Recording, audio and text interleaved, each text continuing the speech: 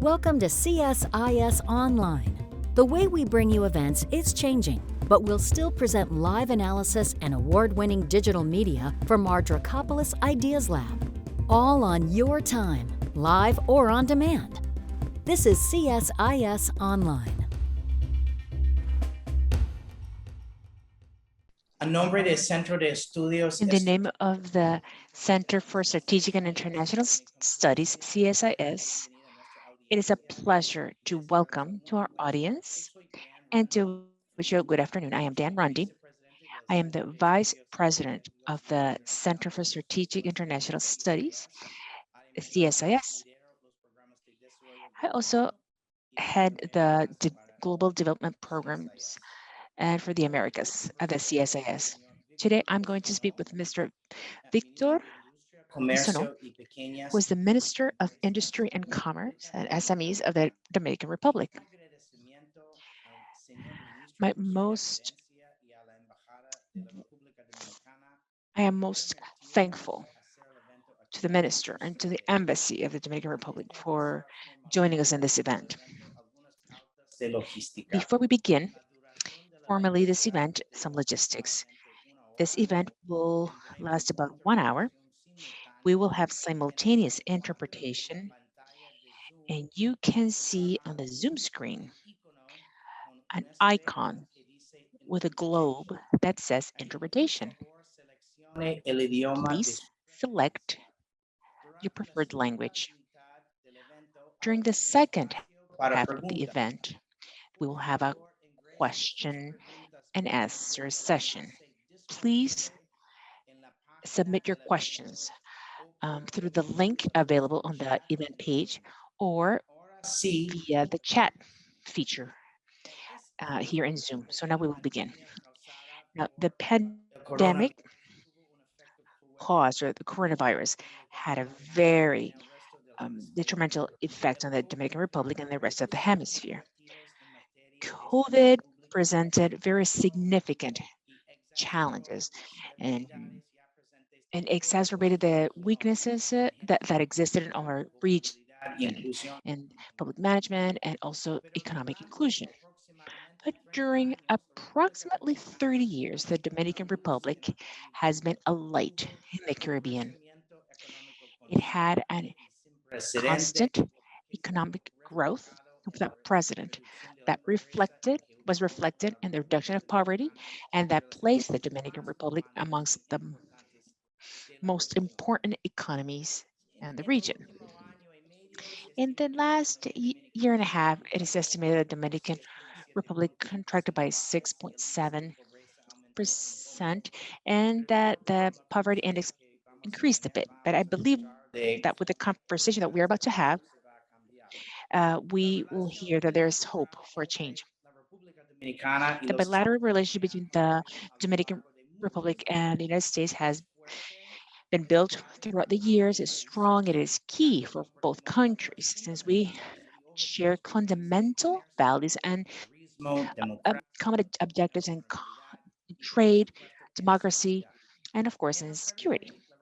In the Caribbean, the Dominican Republic is the biggest economic partner of the United States.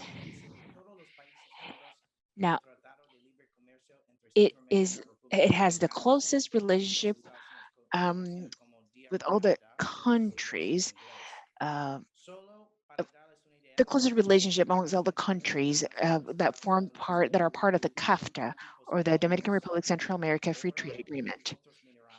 Now, this includes gold, other minerals, and other goods like rum and tobacco.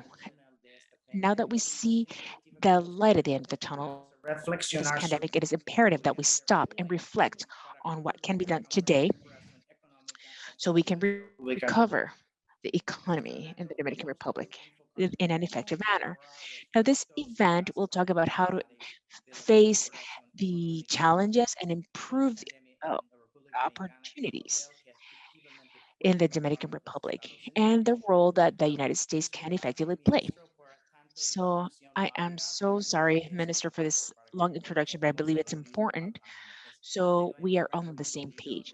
I welcome you on behalf of the CSIS, and thank you for sharing this moment with us. Thank you, Dan, for the opportunity. Thanks to the CSIS for its support. I would like to begin by thanking you for several articles that you have written.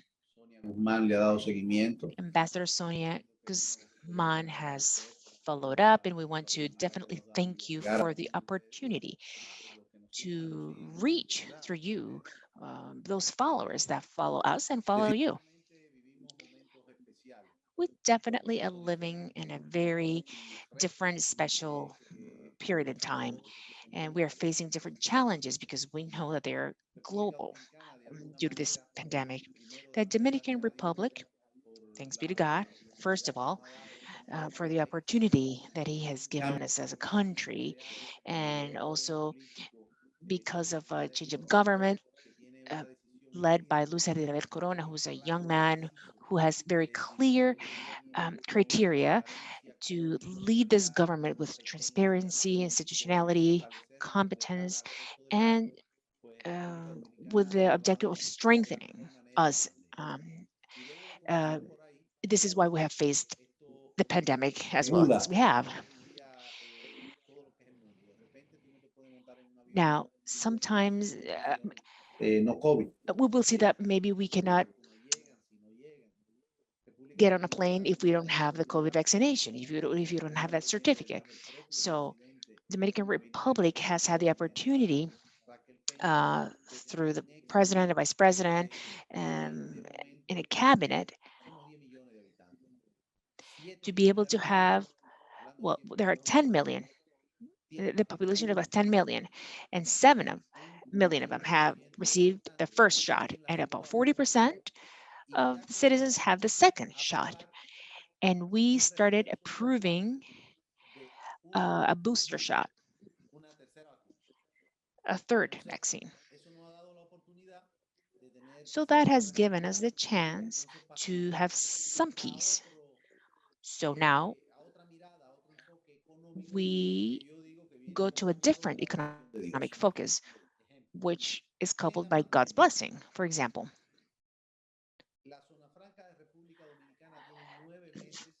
the we have had we have been breaking records in production and exports. We have recovered 100% all jobs. We're talking about over 200,000 people. And we have about 25,000 new jobs that have opened up. Why?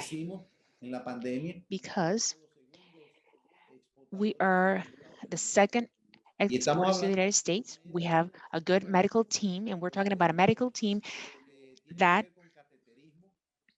has to do with catheters or any other health realm. From that to the anti-COVID test approved by the FDA, PCR with a 30-minute response.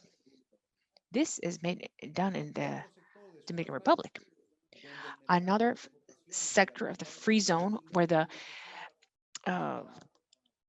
export is received by the United States is 50% is tobacco. The DR exports about $10 million a year. And during the pandemic, it grew about 50% in export.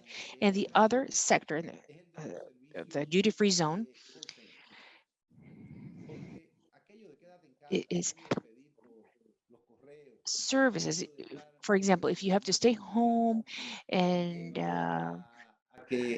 asking for things by mail, so that telecommunications service grew. We're talking about, for example, the banking sector. They amplified, they tripled their cooperation to provide a response to their customers. We're talking about the duty-free zone in a country where the president's mission and with our support and our team and the Minister of Industry and Commerce, we relaunched, and based on a presidential decree 588-20, we took the duty-free zone with local production and we coupled them in order for them to complement one another. And this is how we have had one of the biggest investments in the launching of the industry in the DR. So imagine, in the midst of the pandemic, we invested about $65 million in a bottle industry, manufacturing. And there was an investment in the electricity biomass industry of $70 million. We have Cemex, which is a Mexican industry. They started every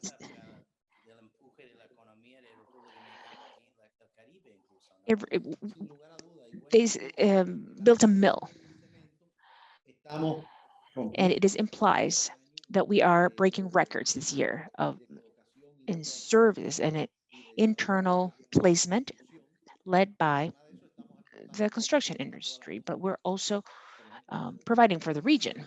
For example, we provide steel in the steel to Puerto Rico. They import it from the Dominican Republic, not from the United States. So that steel rod is what is imported. So that is the landscape of a prosperous industry in the DR. So what is it coupled with? It is also coupled with the best productivity, the air and maritime productivity. More than 15 flights leave the DR, going to more than 10 cities in the United States. Even nowadays, yeah, direct flights, even in Washington. The ambassador came here on a direct flight. So ambassador, I would love to visit again. I spent Christmas of 2009 in the DR. It was beautiful. It is a gorgeous country. Are you ready to receive tourism? Well, our main asset in the DR is our people. Our people, by nature, are very kind, welcoming, happy. We welcome everyone with open doors, and thanks be to God, our country is placed or located in a very strategic point. We have sunshine 365 days a year. We are 48,000 square kilometers. We have the best beaches. They're like swim pools of saltwater. We have zero temperature, and we have areas that are we have some desert areas in the south, and it is a country that is really 2 hours away by flight from anywhere. We're completely open, ready to receive all the tourists who want to come visit us. As a matter of fact, we are completely recovering. The reservations for December are took place before the year of the pandemic. Okay, so if any of you want to take a vacation in the DR, it is a lot, right? Yes. We will give you a free health insurance when you arrive. We will give you the COVID test, and we give you all kinds of services. Okay, please talk about how you see the recovery. So the first tier would be the vaccination of the population. It is clear that President Abinader and his team have worked with many countries to make sure that the population is already vaccinated. So how do you see the recovery? Because I listened to many very encouraging forecasts. Let us look at it from the outside. What does the World Bank say? The World Bank in its latest publication says that the DR will grow by 10%, when the median in Latin America is 4.4.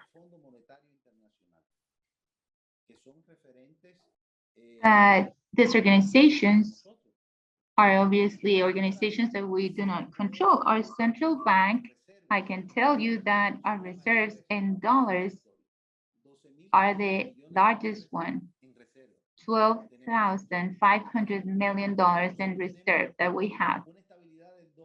So our stability in dollars is really great. So our Dominican peso has been amazing too. So our stability, our political stability is clear, and that's a flag of recovering against corruption.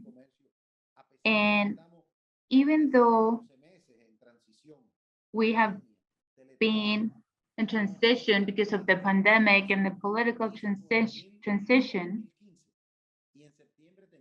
in September, we have a new assessment for anti-corruption. So we're strengthening our structure so that there's more trust from the investors, and the president has been giving a follow-up to all these procedures, and he does it permanently. So the recovery goes hand to hand with the trust and with the numbers, and the numbers don't lie.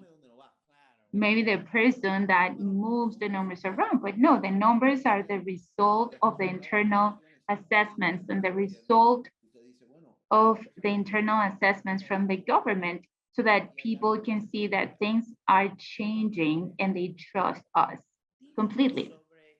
So now tell us more about CAFTA and what's the role of the Dominican Republic in different sectors of the economy.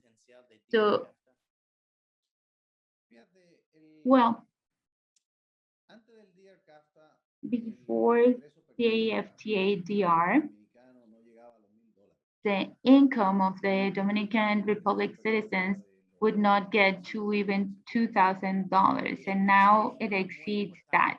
That's a very important number, because once the country goes to 8,000, that's a magical number, so that people don't want to migrate, right?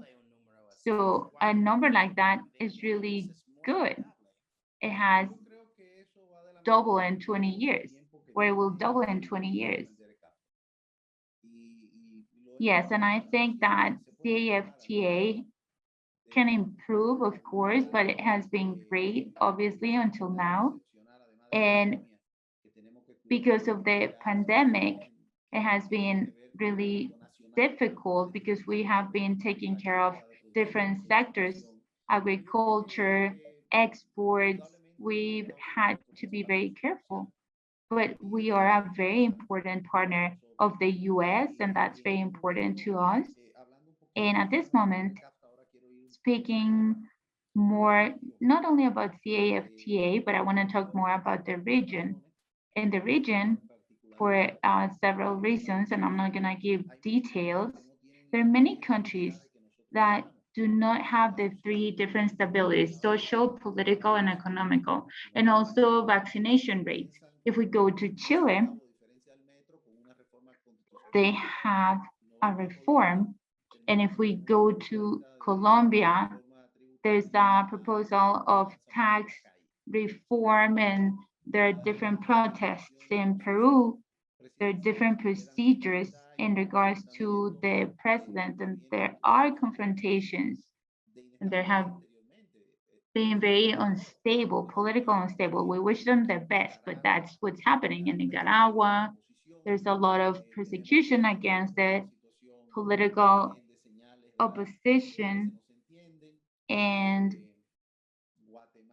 Guatemala every 4 years, Ecuador right now, but definitely what we know about Venezuela, for instance, is not the best. We have a new scenario in Cuba and Haiti, and in Dominican Republic, we are stable. It has been shown, and right now I'm saying that it's not only the nearshoring. In Dominican Republic, this is a reality. but it's also a friend shoring. We're friends and we're trying to show that they can trust us. So this new environment is strengthening not only CAFTA, but also the relationships that we have with the US. And this week, we are trying to show a new economical investment. And when we're gonna start with these new projects, construction workers are gonna get paid better. And not all the US citizens do construction work. So where does this go?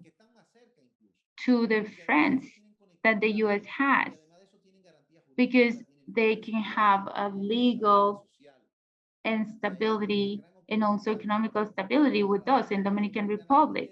So that's a new opportunity for us to lead this strengthening of relationships, social, economical, and political. Tell us more about the relationship with China.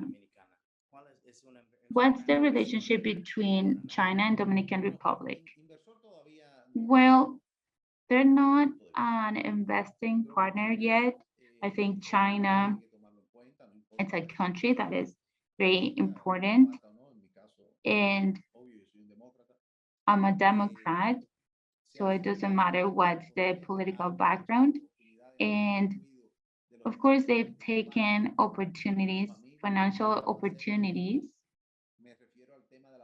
And I'm also talking about vaccination. The US has been acting in a kind of slow manner in regards to vaccination or delivering vaccination to other countries like us. We have purchased vaccination, but China is not giving away vaccinations, but they have been selling them.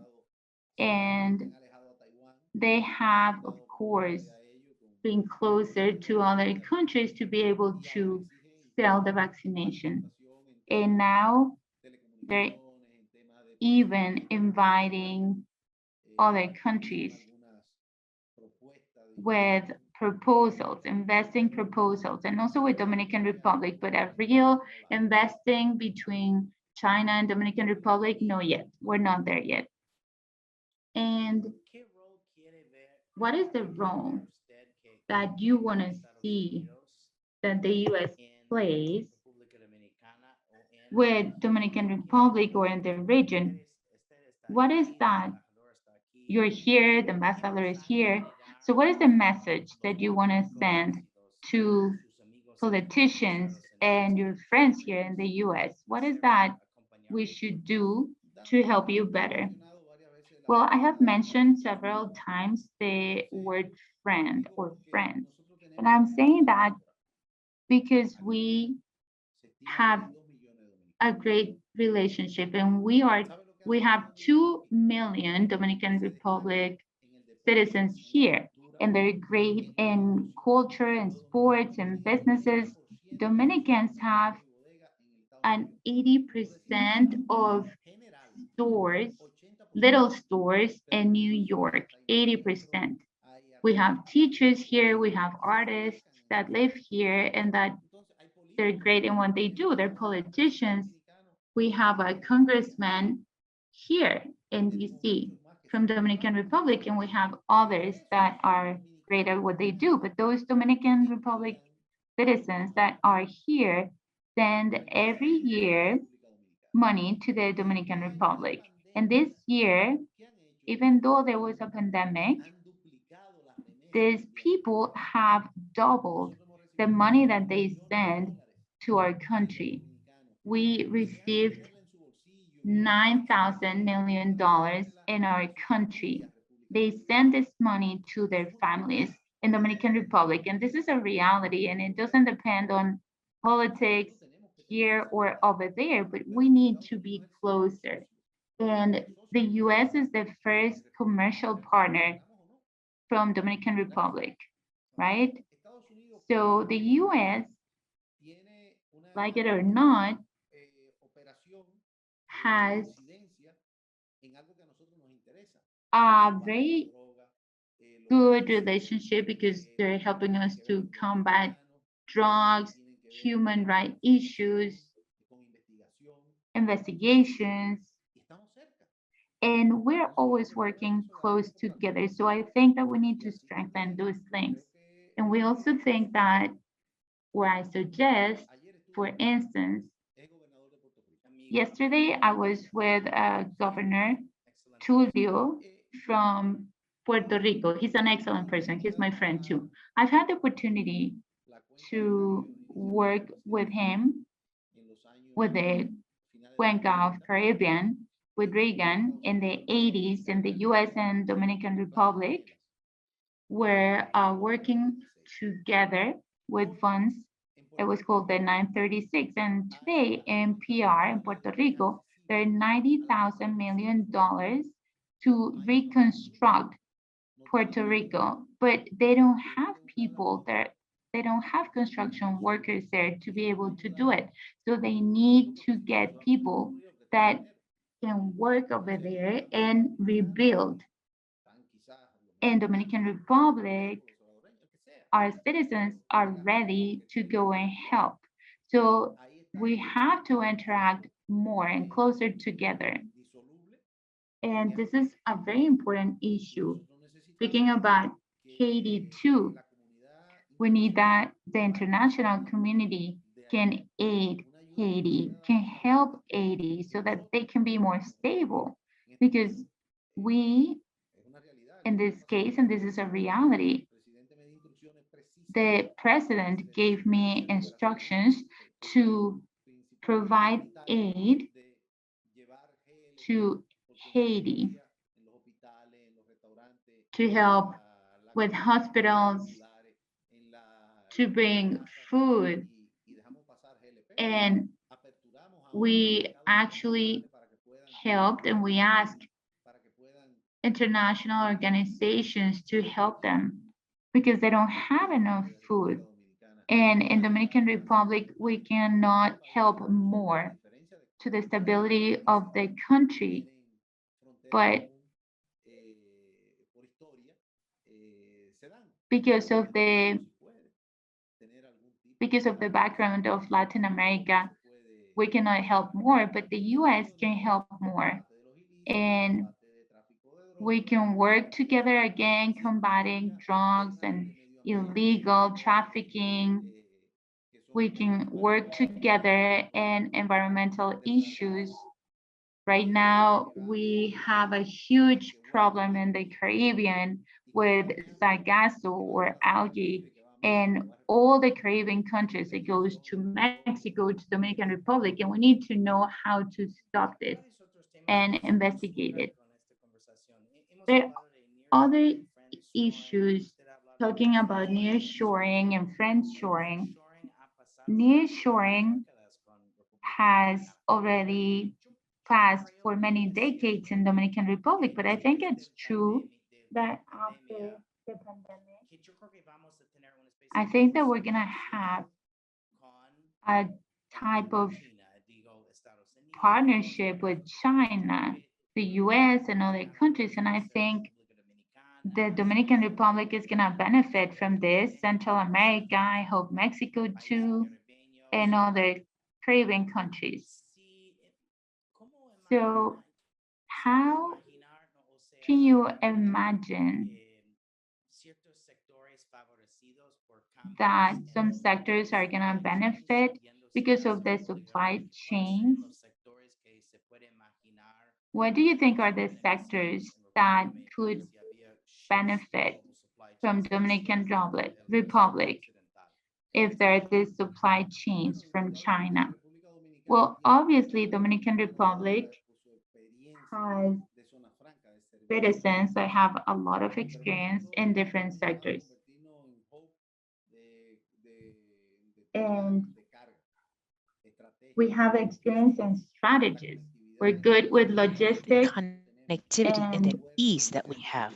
We have a lot of experience in our airports, by land, our structure.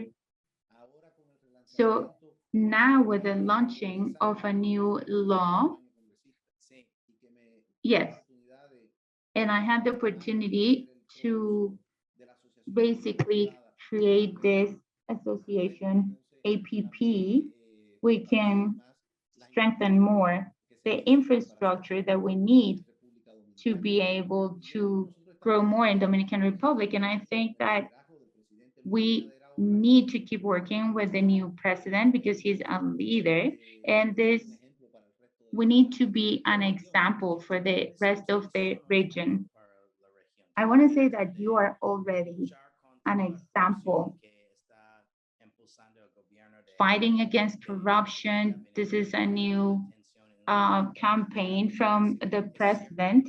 And I think it's true what you're saying, that political stability, social stability, economical stability, you are really a light, an example in the Caribbean and the Western Hemisphere. So I have talked with lots of people that work in the government and the country, and I've had really great conversations, and it's true.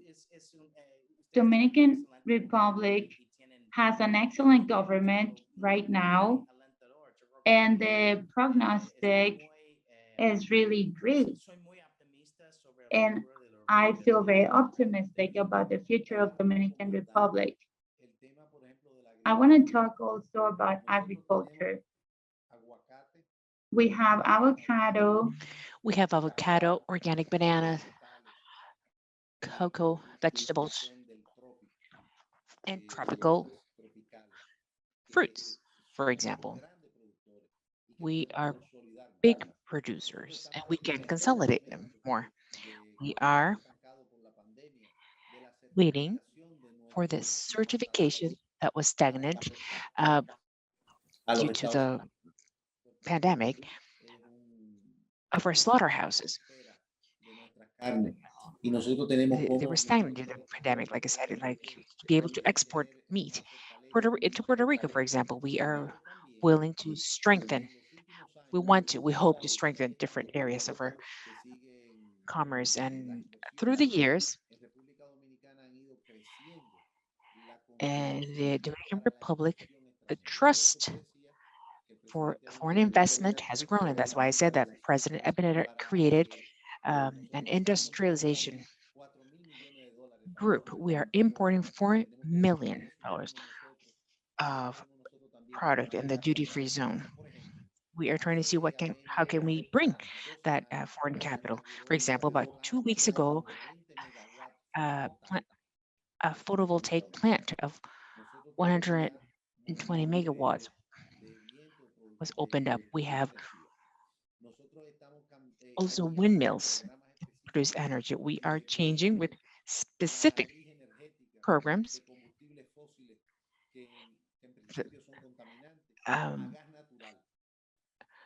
We are turning that fossil fuels into natural gas.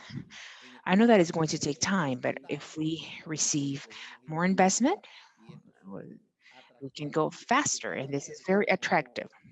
We receive offers every day. Now tell me about telecom. I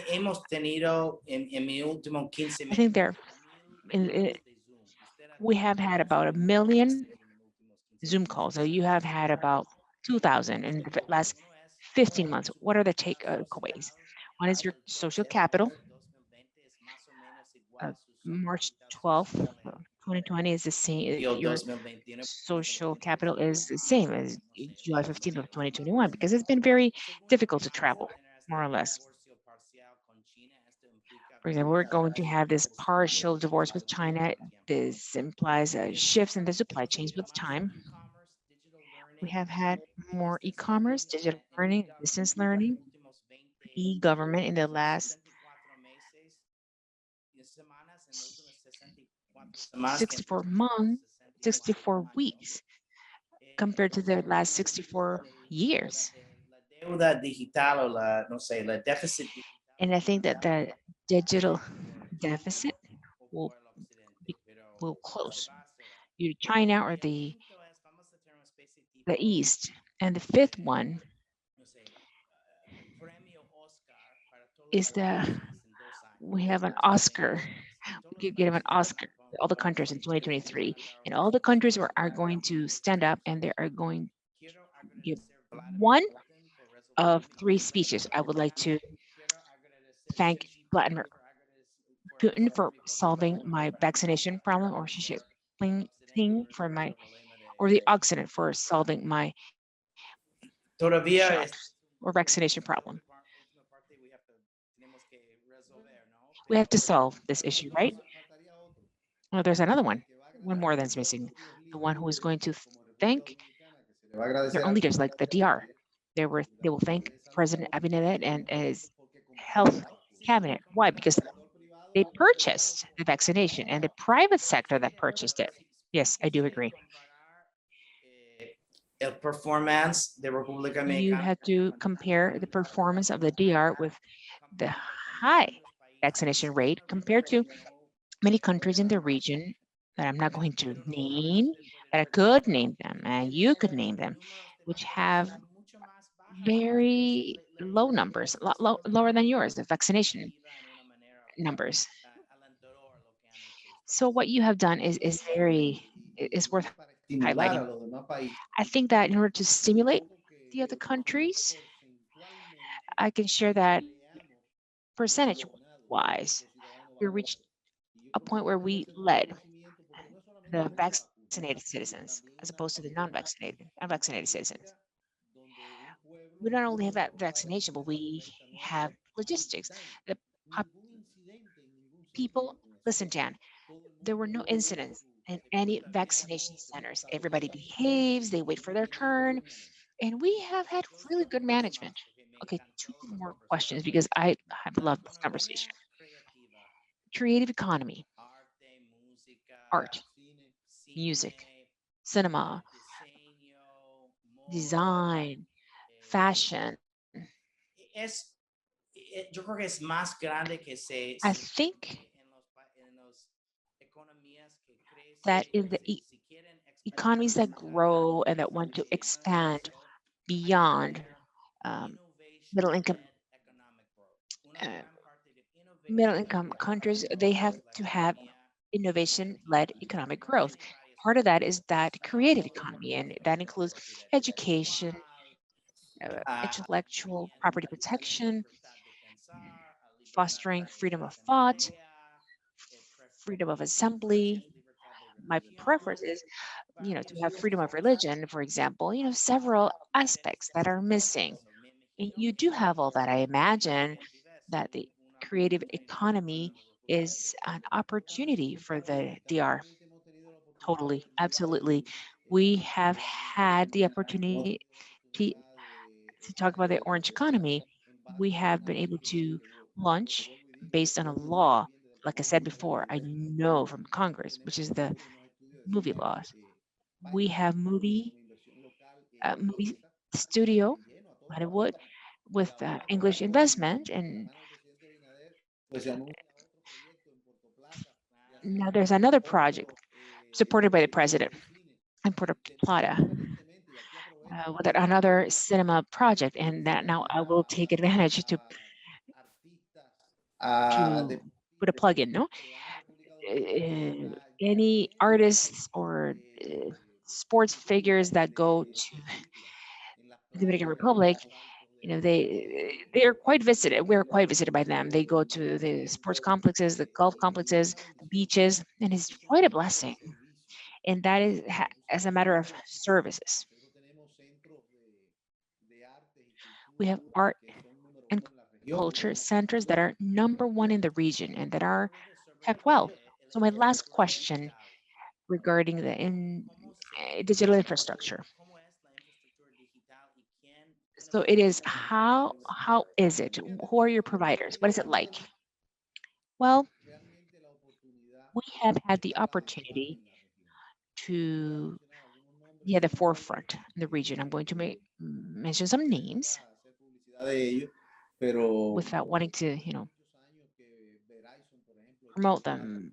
But for example, Verizon, was installed many years ago, and we have Orange as their competition, and they're French. It's a French company. We have the number one interconnectivity, digital interconnectivity in the region. It's as if it were in here in the United States. Is Huawei installed? No, those are maybe other countries could wait for it.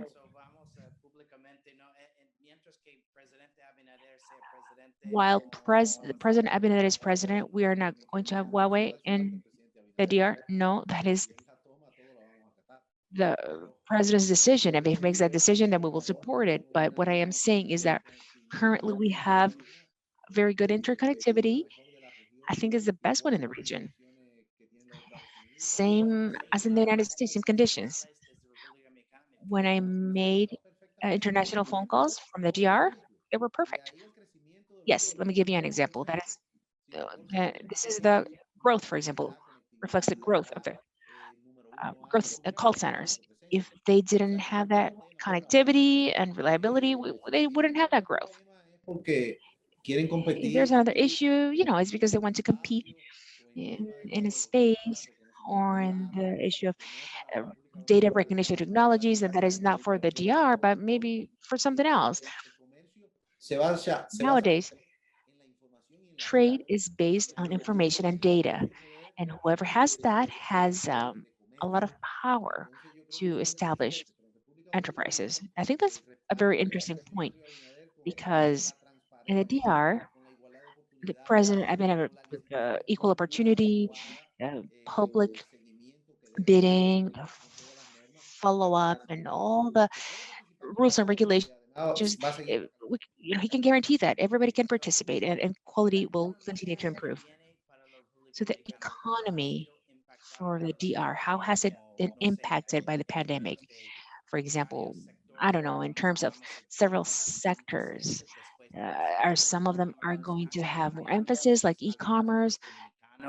Have Dominicans' habits changed, like food delivery? Yes, like everywhere else, Dan.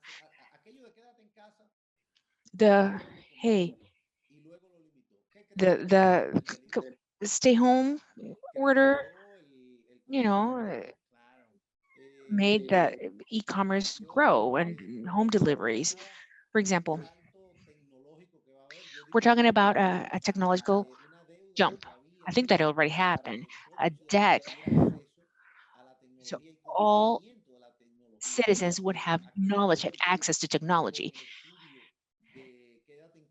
With the study of remain home with a computer and not, don't miss your school year. Gabriel Sanchez, yeah, our friend, with his book 4.0 helped. Yeah, he's a CSIS affiliate. Definitely. I believe that all countries have had the opportunity to grow, and the DR has taken advantage of this 100%. We have not missed the school year. Um, Maybe they are a little behind because distance learning, things with distance learning, they have not missed in growth.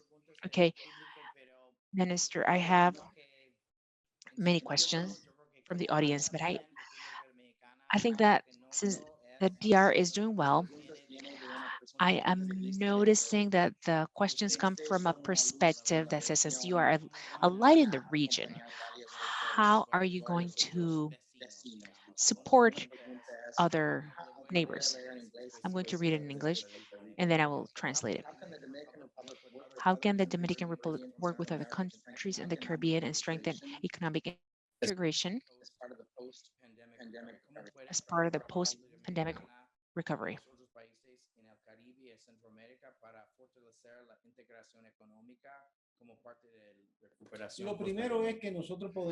The first thing is that perhaps maybe overstepping a little because it's the president's decision, but I'm sure that we can support this by how we have advanced in vaccinations, the complexity of the implementation and who gets it and how. looking for support or providing support in logistics. I think that we have been successful. We have proven that. And I think that we have been working on it from the DR, and it's a task that the president has given many of us in the Economic Council. For example, commodities, corn, wheat, where is it imported from? Where are those materials coming from to make something like salchichon or sausage? It's in the United States and also in Brazil. Where is wood coming from? Uh, we have had a lag in production, so that stops or restrains production. It stops countries in the Caribbean and Central America because many countries, many of their homes are made out of wood.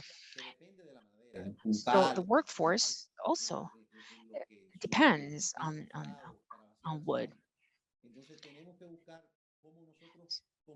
So we have to see a way to complement that in commerce. How can we purchase more from Paraguay, Brazil, Argentina, Colombia? How could we export more to them? Let's say there's a boat in Tunis Canal and it's, going crossway, so that complicates everything. Let's say we have a market that increases by 30% with Asia or other countries beyond the Americas, the true Americas.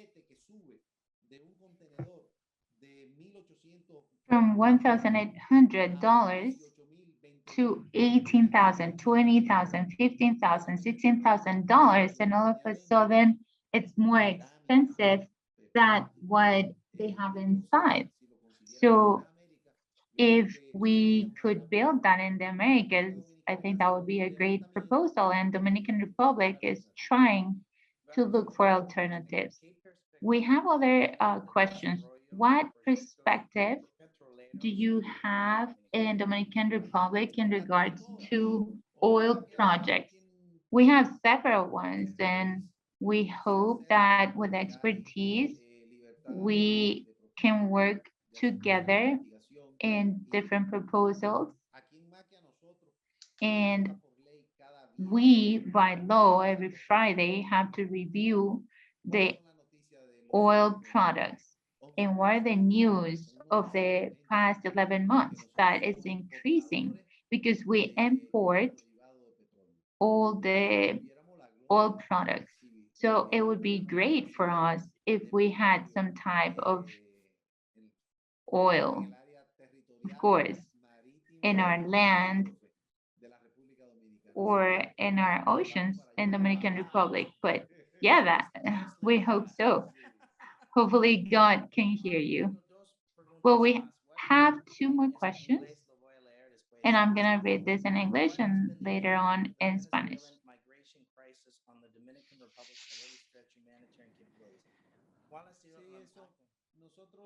Well, we have received, we have a special condition with Venezuela because our father of our country died in Venezuela. He was a refugee. And then with the dictatorship of Trujillo, the only one that raised his voice on the continent was the President Betancourt in Venezuela.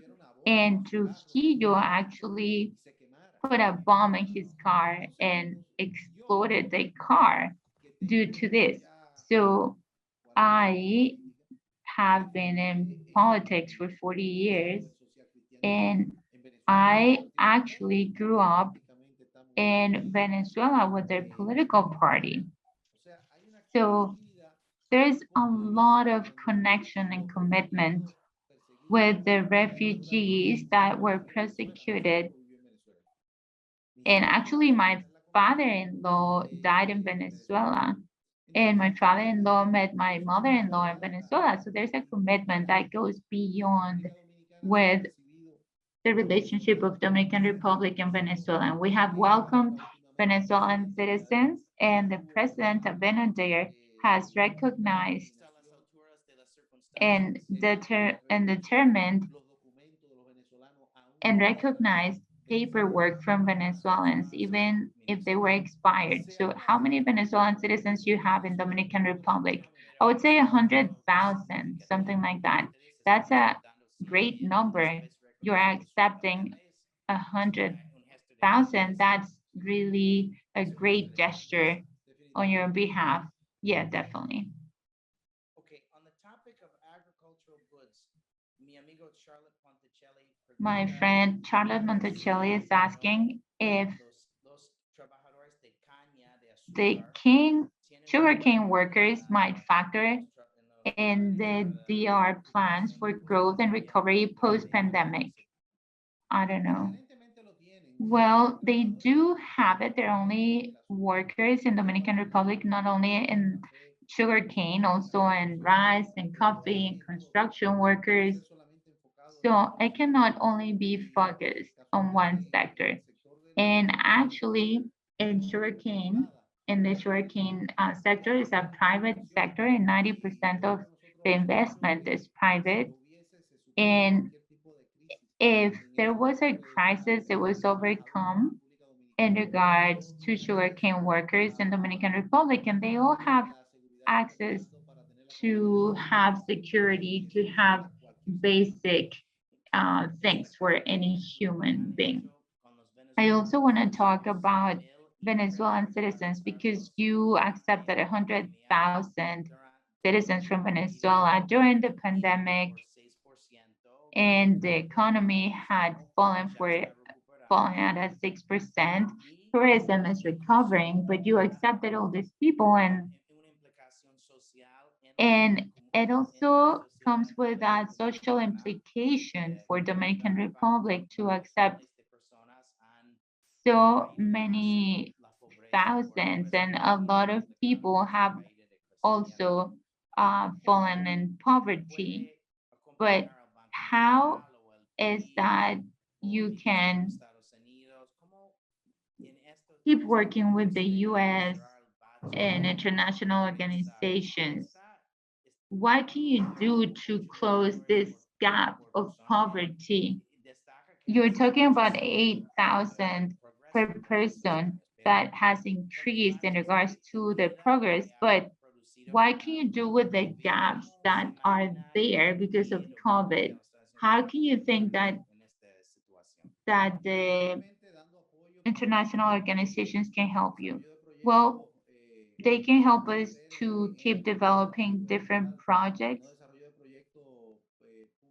not only public, but private and public, and focusing more on private investing and different projects that have to do. And in Dominican Republic, we're getting ready to keep working, but I also want to talk a little bit more about what we think it could be assigned from the US, because of course they can help us with IMF to recognize the debt and give us a longer period of time and lower interest rates so that can be manageable.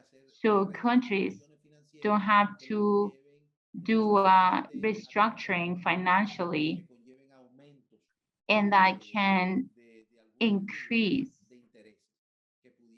the interest rate, and that can also take us to have financial problems like in Colombia. Right now, we do not have, or we are not in that scenario. Actually, yesterday, there was an initiative from the president, and the income committee got together with other private agencies, and it was determined to increase the salary in the private sector.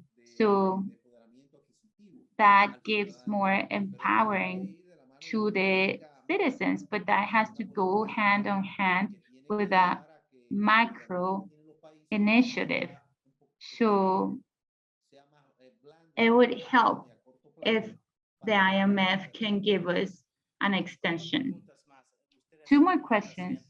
You have been very patient with me and we're having a great conversation. But two more questions.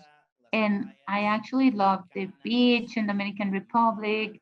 I love the sea and the natural resources of Dominican Republic and also the people and that self, the country in itself, that's tourism, but also agriculture, etc. So there are a lot of there's a lot of concern because of climate change and resilience. So what are you thinking about mitigating and adapting and responding to these challenges? Well, I want to tell the audience to read the book from Al Gore that talks about climate change. And it talks a little bit about Dominican Republic. And you can even read it from your phone, from your smartphone, and you can see that Dominican Republic since I would say the 70s or the 80s. And I have to talk about a president that we had in Dominican Republic, the President Balaguer. Natural parks were actually built by law and different dams that had great water reservoirs, and they've been able to maintain and keep the environment. And now we're trying to relaunch these campaigns pro-environment. And we are trying to follow up with this to strengthen the environment. And we're trying not to allow, and this has to do with getting more support in regards to people that still cook with wood and fire. They cut trees and they cut with wood, and that's not possible anymore. Yeah, and the results are not good, exactly. And I think that Dominican Republic is also an example of this.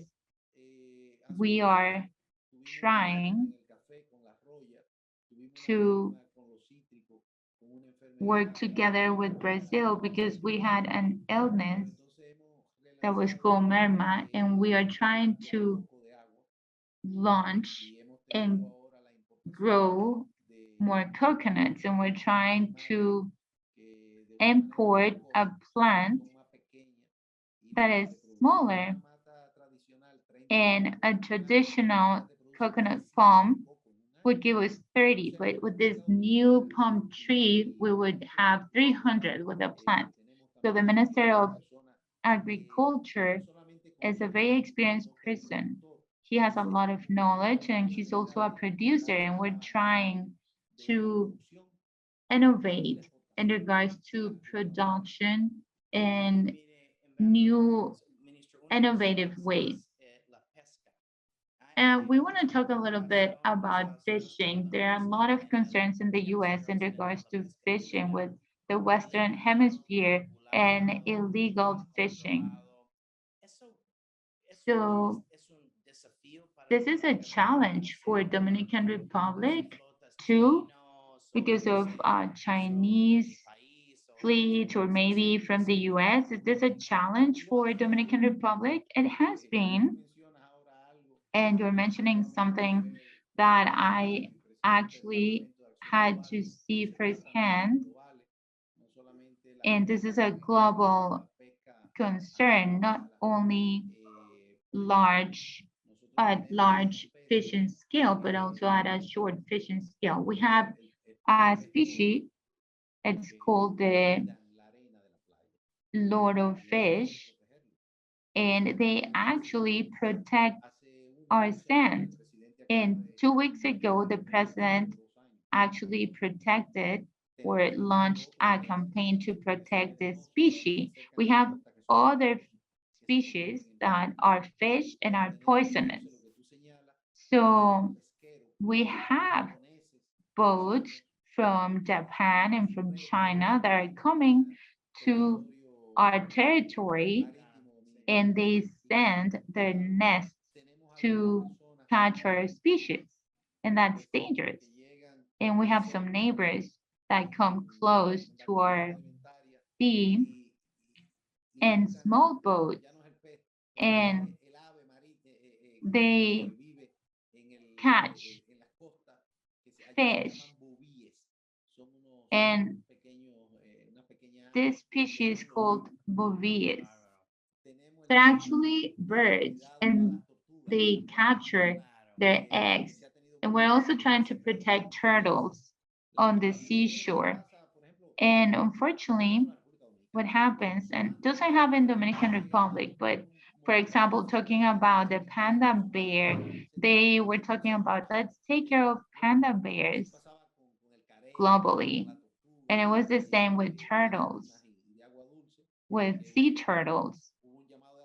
And now we're trying to launch a campaign and we're protecting more turtles. So we are in that process, and I think it's an interesting process.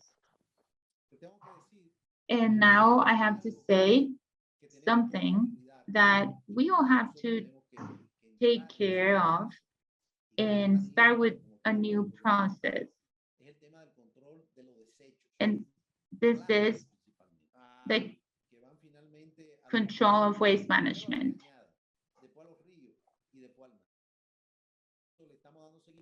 So we are following up with like the rest of the world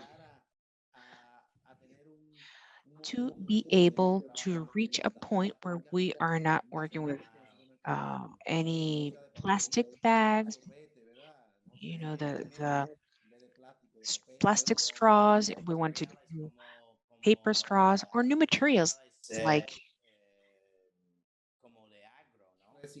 agro, you know, recycled. Yes. Minister, we're about to close, but I wanted to give you one more minute to send a message to the public about your optimism on the economic future of the Dominican Republic. What is the message that you want to send?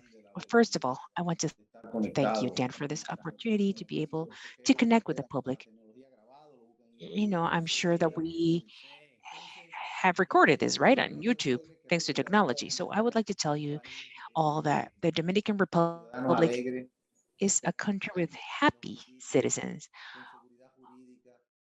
hoping you will visit us with judicial and social security, with economic and political stability. President Abinader, with his government project and cabinet, is instituting more transparency, stronger institutions, and we have advanced quite a bit in the vaccinations, for example. We are opening our doors to all of you who want to visit us, um, investors or tourists, and I am asking in this period of time that everyone has access through YouTube, through Instagram. Listen to Juan Luis Guerra's music. I want you to get to know what bachata is, what merengue is. I would like you to taste a good rum, Dominican rum, or tobacco. You know, yeah, the Dominican cigars are great. Wangangu, or you know, we are over there waiting for you with open arms. We are at your service. So see you soon. Thank you so much, Minister. What pleasure. Hey, the pleasure is ours, and we have to thank Ambassador Sonia Guzman here in Washington. She uh, allowed us to be here, and she keeps us connected. Yes, I am so thankful to her as well.